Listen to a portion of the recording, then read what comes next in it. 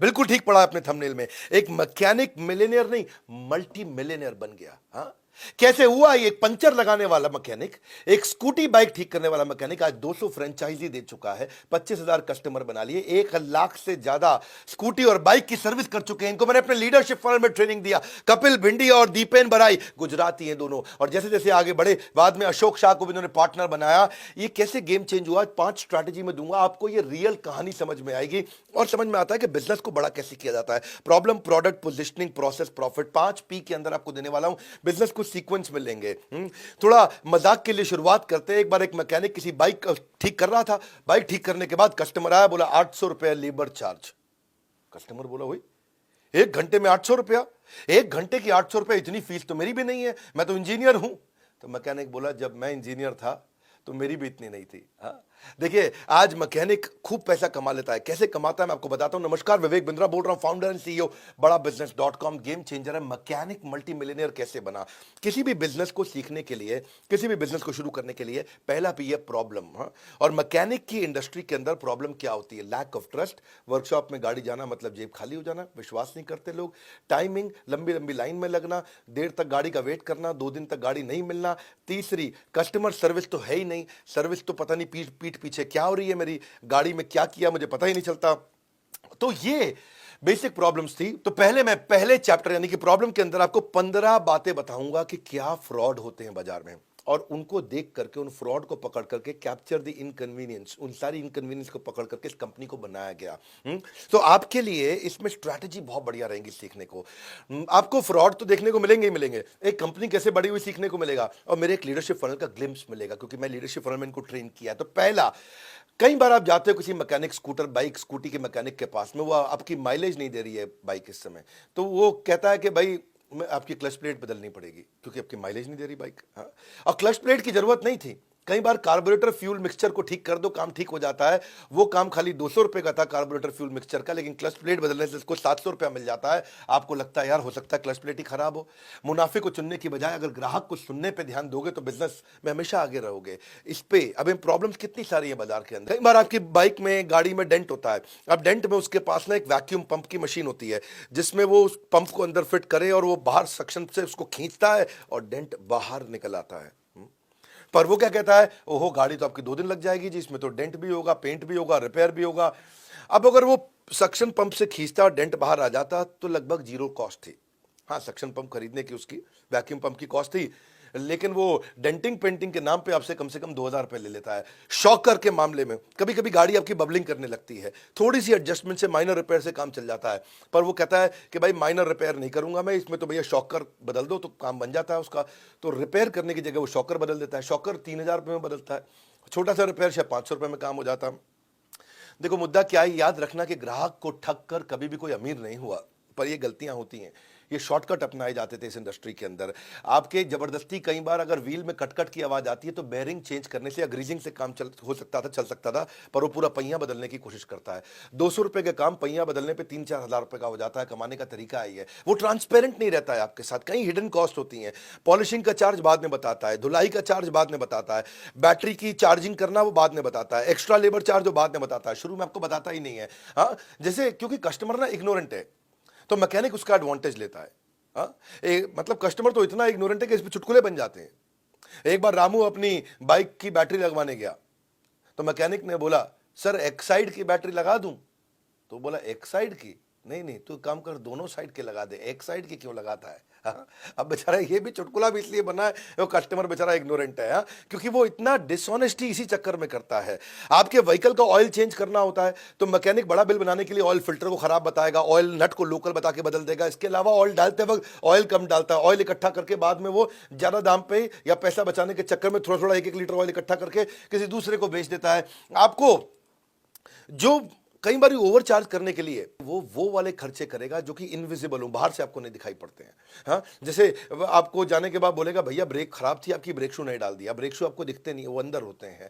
Puncture आपका एक आया था, बताता 4 पंचर लगा है, क्योंकि पंचर आपको दिखता नहीं है ओरिजिनली लगा था कि नहीं लगा था। वो 4 जगह आपको वहां पे लगा हुआ पैच दिखाई पड़ जाता है। कई बार बिना कंफर्मेशन के रिपेयर कर देता है आपको। देखो लीगली आप एंटाइटल्ड हो सारे के सारे क्रैक, ब्रोकन या बियॉन्ड रिपेयर जितने कॉम्पोनेंट्स उनको वापस मांगने के लिए, पर मैकेनिक की ऐसी बदमाशी है, वो रिप्लेस करने का वापस नहीं देता, उससे भी पैसा कमाता है।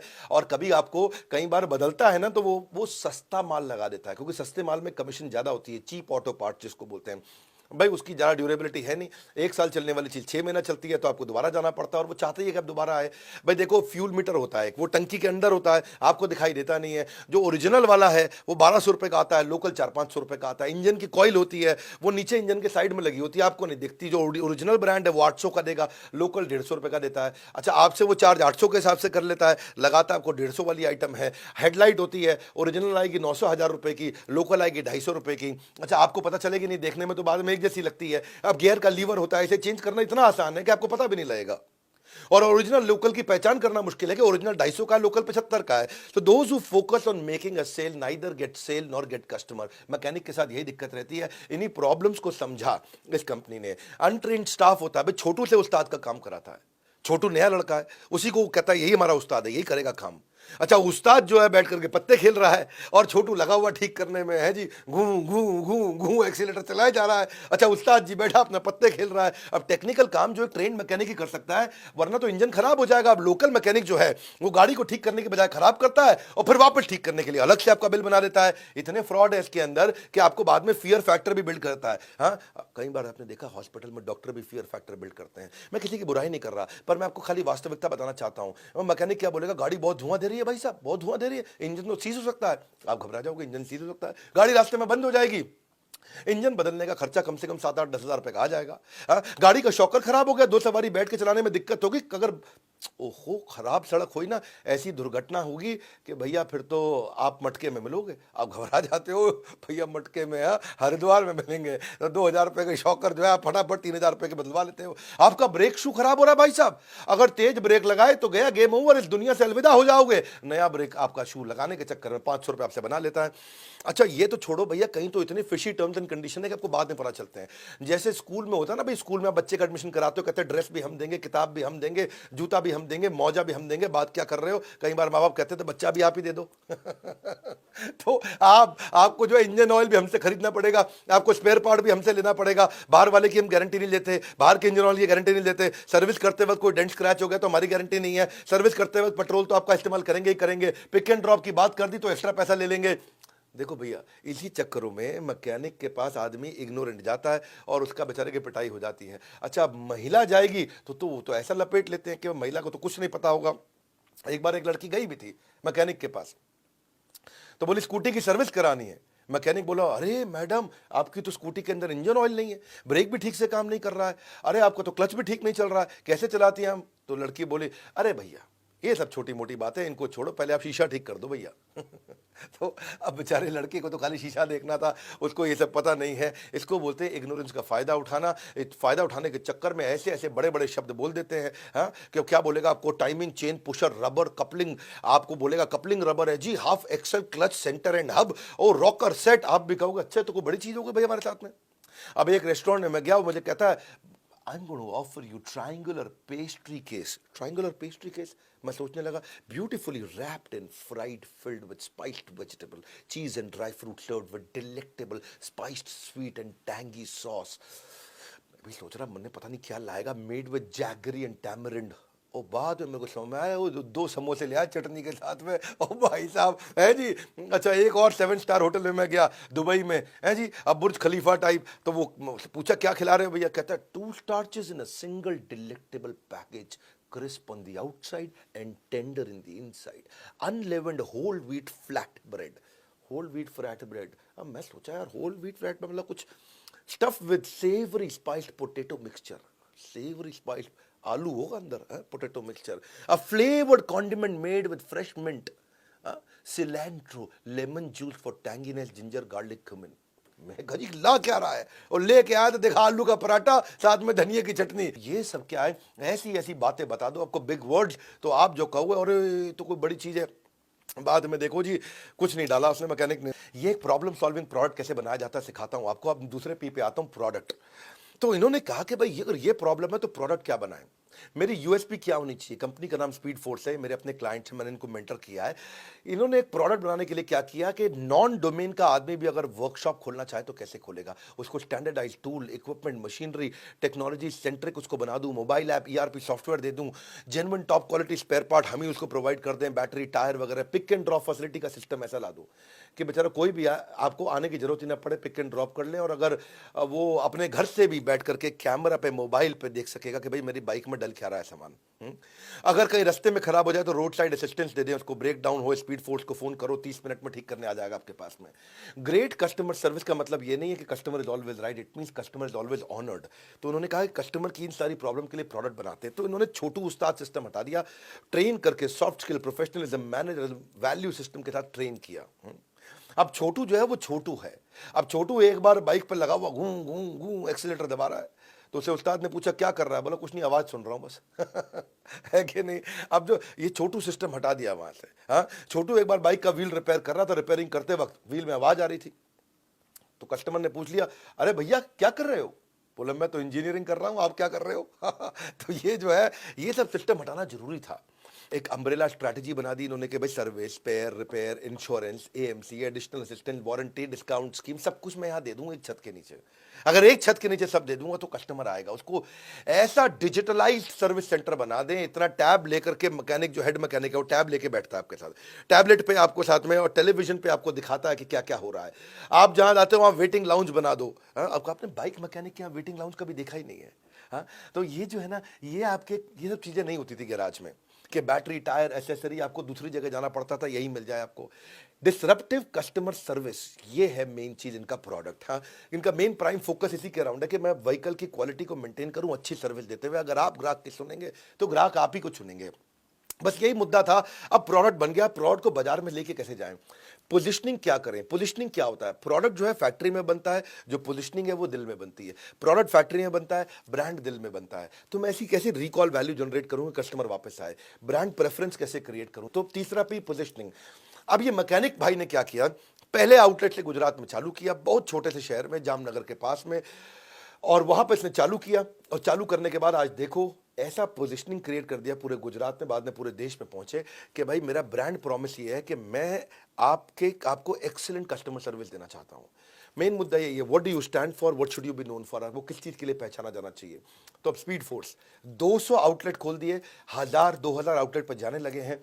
ये है excellent positioning. Excellent positioning, positioning क्या है इनकी? प्रोफेशनलिज्म देंगे, अच्छा प्रोसेस देंगे, ट्रांसपेरेंसी देंगे, आपको जो सामान है आपका वापस कर देंगे जो खराब हुआ है, ट्रस्ट वर्दिनेस होनी चाहिए, जो आपको पहले बजट बना के दिया उससे ज़्यादा पैसा नहीं लेंगे, कस्टमर सर्विस अच्छी देंगे, अफोर्डेबिलिटी देंगे। अब टू व्हीलर सर्विसिंग की सारी समस्याओं का सोल्यूशन बिल्ड किया, एक चेन क्रिएट कर दी फ्रेंचाइजीज की, सारे फ्रेंचाइजीज को सपोर्ट किया, कस्टमर परसेप्शन, कस्टमर एक्सपेक्टेशन को एक्सीड किया। तो स्पीड फोर्स ने अनऑर्गेनाइज सेक्टर जो था मैकेनिक का, उसको ऑर्गेनाइज बना दिया, उसको एक ब्रांड के अंदर ले आया। अब ब्रांड के अंदर आप जाओगे, आपको लगेगा भाई कंपनी के सर्विस स्टेशन पे ज़्यादा पैसा लगता है, लोकल मैकेनिक माल खराब कर देता है। तो अब ब्रांड मिल गया जो लोकल के रेट पे आपको काम करके देगा। ये बनाया प्रोडक्ट है इनका। अब ये प्रोडक्ट तैयार हुआ, इससे कस्टमर का ट्रस्ट आता है। कस्टमर जब हैप्पी और सेटिस्फाइड होता है तो आपको 5 आर मिलते हैं, बढ़िया रिव्यू, लोग रिपीट दोबारा आएंगे, रेफरेंस दूसरों को भेजेंगे, अच्छी आपको रेटिंग देंगे, और रिटेंशन होगा, मतलब हमेशा आपके साथ जुड़ा रहेगा। ग्राहक का रिश्ता तब तक खास होता है जब तक उसको दुकानदार पर विश्वास होता है। तो विश्वास को एक प्रोडक्ट की तरह बनाया और उसको पोजीशनिंग की तरह बाजार में लेकर के जा रहे हैं। लोकल सर्विस सेंटर जाओगे, वो आप पे प्रॉब्लम पूछेगा, भाई गाड़ी में क्या दिक्कत आ रही है, क्या समस्या आ रही है आपकी गाड़ी में। लेकिन आप इनके यहां पे जाओगे तो ये आपसे नहीं पूछेंगे, ये आपको बताएंगे कि आपकी बाइक में ये दिक्कत आ रही है भैया, आपकी स्कूटी में ये दिक्कत आ रही है, क्योंकि इनका डायग्नोस्टिक बहुत अच्छा है। जैसे डॉक्टर के पास जाते हो, दवाई से पहले आपका टेस्ट कराता है, टेस्ट करने में पता चलता है दवाई कौन सी देनी है। ऐसे ही ये पहले 21 चेक पॉइंट टेस्ट करते हैं, सारे टेस्ट करा लिए, टेस्ट करने के बाद फिर आपको कहते हैं भाई ये दवाई देनी पड़ेगी। तो इससे आपको चार्जेस पहले ही कैलकुलेट कर दिए, पहले ही इन्फॉर्म कर दिया, कस्टमर ने हामी भर दी, अब काम चालू करेंगे। When you serve the customer better, they always return on your investment. Otherwise अगर आप क्या वैल्यू क्रिएट कर रहे हैं, कस्टमर को मालूम ही नहीं, कस्टमर आपके पास आएगा ही नहीं कभी भी। हाँ, कस्टमर तभी आएगा। तो ये मैंने आपको बताया 3 पी अभी तक, कि प्रॉब्लम को समझा, फिर प्रोडक्ट बनाया, फिर उसको पोजीशन इसी तरीके से किया। अब आता है उसको एक्सपेंशन कैसे करें, वो हो गया आपका प्रोसेस, चौथा पी। कई बार लीडरशिप फनल प्रोग्राम में लोग मुझसे पूछते हैं प्रोसेस क्या होता है, प्रोसेस को कैसे डिजाइन करते हैं, मेरी कंपनी में प्रोसेस कैसे बनाऊं। क्योंकि जब तक प्रोसेस नहीं होगा स्केल नहीं आएगा, आप लल्लू लाल रह जाओगे। आप वही बैठ करके एक दुकान पे मिठाई बनाते रहोगे, आप वही बैठ करके एक दुकान के मैकेनिक बने रहोगे। लेकिन मैकेनिक मिलियनेयर, मल्टी मिलियनेयर हमारे लीडरशिप फनल में बनता है और बनता है। ये आपको बता रहा हूं मैं ये कैसे। आप इस वीडियो को पूरा देखोगे ना, आपको लगेगा आपने बिजनेस में बहुत कुछ सीखा है। तो मैं समझाता हूं प्रोसेस का मतलब क्या है। प्रोसेस का मतलब होता है standardisation, signage, process, SOP, standard operating procedure, proprietary tool, technology कैसे बनाएं, सॉफ्टवेयर कैसे लाएं, बिजनेस का ब्लूप्रिंट कैसे लिखें, बिजनेस के मॉडल कैसे बनाएं, ऑपरेटिंग मेथड कैसे होंगे, ट्रेनिंग प्रोग्राम क्या होगा, ट्रेडमार्क क्या होगा, मैनुअल क्या होंगे। जब ये प्रोसेस आप बना लेते हो और यही कंसिस्टेंट कंज्यूमर एक्सपीरियंस हर टच पॉइंट पे देते हो, हर फ्रेंचाइजी पे यही एक्सपीरियंस मिलने वाला है, हर आउटलेट पे ऐसा एक्सपीरियंस मिलेगा, तो आपको नया आउटलेट खोलना मुश्किल नहीं होता है। तो इन्होंने क्या किया, प्रोसेस में एक्सपेंशन के टाइम जब आया तो एक से दो चार फ्रेंचाइजी बनाया और प्रोसेस अच्छा करते गए। 10 फ्रेंचाइजी पे प्रोसेस बहुत अच्छा कर लिया, 25 फ्रेंचाइजी पे प्रोसेस काफी इंप्रूव कर दिया। अब पूरे देश में चले गए, अब हर राज्य में पहुंच गए। अब इनकी रनिंग कॉस्ट का खर्चा खत्म, इनके प्रॉफिट अपने आप बढ़ रहे हैं, रिकरिंग रेवेन्यू आ रहा है, इंटरनेशनल प्रेजेंस हो गई, अब विदेशों में भी पहुंच गए, इकोनॉमीज ऑफ स्केल आ गया है। इसीलिए कहते हैं कि तेज रहो, पहले रहो, लेकिन कभी अकेले मत रहो। क्योंकि अब इन्होंने क्या पूरा नेटवर्क बना लिया फ्रेंचाइजीज का, अभी अकेले नहीं रहे। अब इनका प्रोसेस एक्सपेंशन हुआ। प्रोसेस का मतलब एक्सपेंशन, प्रोसेस का मतलब बड़ा करना, प्रोडक्ट मतलब एक जगह से बेचना, प्रोसेस मतलब अब पूरे देश दुनिया से बेचना। अपने आप को ऊपर देखने के बजाय आपको दूसरों को ऊपर उठने में मदद करनी चाहिए। वही इन्होंने फ्रेंचाइजीज के साथ किया। एक मैकेनिक फ्रेंडली मॉडल बना दिया, कोई एफर्ट ना लगे आपका। 12 फ्रेंचाइजी तो इनके महिलाएं चला रही हैं। अब महिला थोड़ी बाइक ठीक करती है, लेकिन 12 फ्रेंचाइजी महिला चला रही है। नॉन सीजनल बिजनेस है ये, सीजन का कोई चक्कर नहीं, सर्दी गर्मी हो बरसात, बाइक ठीक करने की जरूरत पड़ती है, चाहे दिन हो या रात। रिसेशन फ्री हो गया, लॉकडाउन फ्री हो गया, क्योंकि आजकल भी बाइक को रिपेयर करना भी एसेंशियल सर्विस के अंदर आ गया है। आपके कम से कम भी 24 राज्य ऐसे हैं जिसको एसेंशियल सर्विस में मानते हैं कि लॉकडाउन भी हो गया तो भी बाइक ठीक हो रही है वहां पे। वॉल्यूम बेस्ड बिजनेस है ये। और आउट ऑफ डोमेन के लोगों को कैसे ला सके भाई, जो कभी मैकेनिक का काम नहीं किया वो भी जुड़ सके। तो इन्होंने 2017 में फ्रेंचाइजी देना शुरू किया और आज आते आते 200 हो गए। इस साल के अंत में 1000 करने की कोशिश कर रहे हैं। साधारण लोग एक साथ मिलकर असाधारण चीजें हासिल कर सकते हैं और वही इनका मॉडल है, वे लो कॉस्ट लें और हाई रिटर्न कर दें। तो देखो कैसे आप प्रोसेस तक आते आते एक्सपेंशन होने लगा। जीरो रॉयल्टी का मॉडल बना दिया। मैकेनिक कोई टेंशन नहीं कि भाई मुझे फ्रेंचाइजी को रॉयल्टी देनी पड़ेगी, एक बार इन्वेस्टमेंट है, उसके बाद रिकरिंग एक्सपेंडिचर नहीं है। अब फ्रेंचाइजी को कैसे बनाना था, अब उस पर सोचने लगे कि भाई कम खर्चे में फ्रेंचाइजी कैसे बनाऊं। तो उन्होंने सोचा कि 400-500 स्क्वायर फीट पर मेरे को वर्कशॉप बन जानी चाहिए। इनिशियल छोटा सा अग्रीमेंट करूंगा, उसकी क्वालिफिकेशन क्या होनी चाहिए, सोचने लगे मैकेनिक है भाई, बहुत ज्यादा क्वालिफिकेशन नहीं चाहिए उसको, उसको भाई बस सर्विस एटीट्यूड होना चाहिए, कॉलेज पढ़े ना पढ़े कोई बात नहीं, पैशन हो उसके अंदर। हाँ, और middle class, lower middle class का हो तो और अच्छी बात है। बिजनेस इंटेलिजेंस होना चाहिए, विल होए, स्किल हम सिखा देंगे अपने, बस विल आ जाए उसके अंदर, इच्छा शक्ति होनी चाहिए। तो फ्रेंचाइजी को अब सपोर्ट देने का उन्होंने प्लान किया कि भाई सर्विस ऐसा बनाऊंगा सेंटर के भाई पिज्जा कैफे लगे, ताकि पिज्जा कैफे में लड़कियां जा सकती हैं, मैकेनिक के यहां भी लड़कियां आ सकें।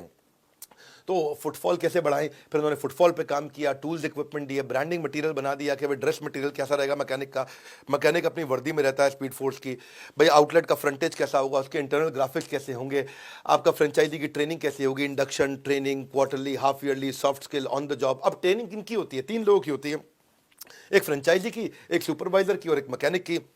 फिर उसको हैंड होल्डिंग सपोर्ट दिया, भाई 2 साल तक हैंड होल्ड करेंगे और टाइमली विजिट करके आपकी ऑडिट भी करते रहेंगे। अब उसे नया कस्टमर लेके आना, उसको मार्केटिंग कोलैटरल चाहिए, तो कैनोपी बना के देते हैं, लीफलेट देते हैं, प्रमोशनल मटेरियल देते हैं, स्टेशनरी देते हैं, इन्विटेशन कार्ड, जॉब रजिस्टर बनाते हैं, लेटर हेड देते हैं, इनवॉइस काट के कैसे देगा, विजिटिंग कार्ड अपना कैसे देगा। तो यही उन्होंने तैयारी करी फ्रेंचाइजी के लिए। अगर फ्रेंचाइजी की सुनेंगे तो फ्रेंचाइजी आप ही को चुनेंगे। अब आता है 5वां पी, प्रॉफिट। अब प्रॉफिट इनके हर फ्रेंचाइजी को कैसे कमाया जाए, भाई पोटेंशियल है इंडस्ट्री का, देखा कि पोटेंशियल बहुत बड़ा है। इंडिया एक लीडिंग देश बन चुका है, चाइना को पछाड़ दिया उन्होंने बाइक, स्कूटी और मोपेड के मामले में।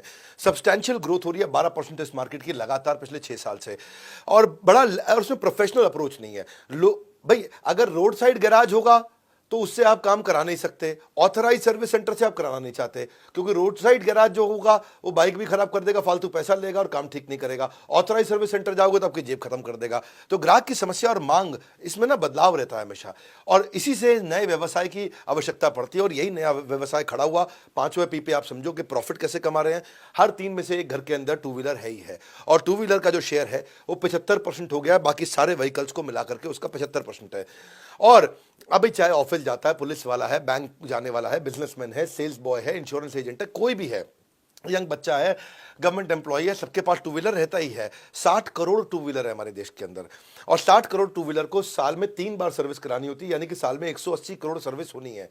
और 300 दिन को डिवाइड कर दें 180 करोड़ से, यानी कि 6 करोड़ सर्विस हर रोज होंगी। अगर 6 करोड़ सर्विस हर रोज होंगी तो फिर इस समय इसका मतलब मार्केट बहुत बड़ी है। अब इसीलिए इनका फ्रेंचाइजी, इनका ग्रोथ, इनका रेवेन्यू 300% बढ़ रहा है। और अब ये इस समय 28 राज्यों में 3 देशों के अंदर पहुंच गए। ये है आपका मॉडल। मैंने आपको 5 P में समझाया कि बिजनेस में अकेला इंसान सिर्फ एक पानी की बूंद के समान है, और पूरी टीम बन जाती है तो वो समुद्र के समान बन जाता है। अब प्रश्न ये उठता था कि भाई फ्रेंचाइजी पैसा कैसे कमाएगा।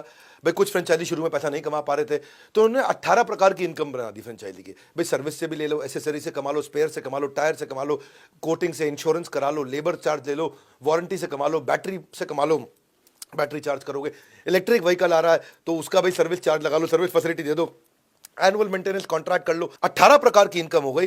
तो आज फ्रेंचाइजी कमाने लगा। कहते हैं कि अगर तुम्हें कहीं जल्दी पहुंचना है तो अकेले जाओ, पर अगर दूर पहुंचना है तो सब एक साथ जाओ। तो सारे के सारे पार्टनर्स के साथ एक साथ आगे बढ़ने लगे।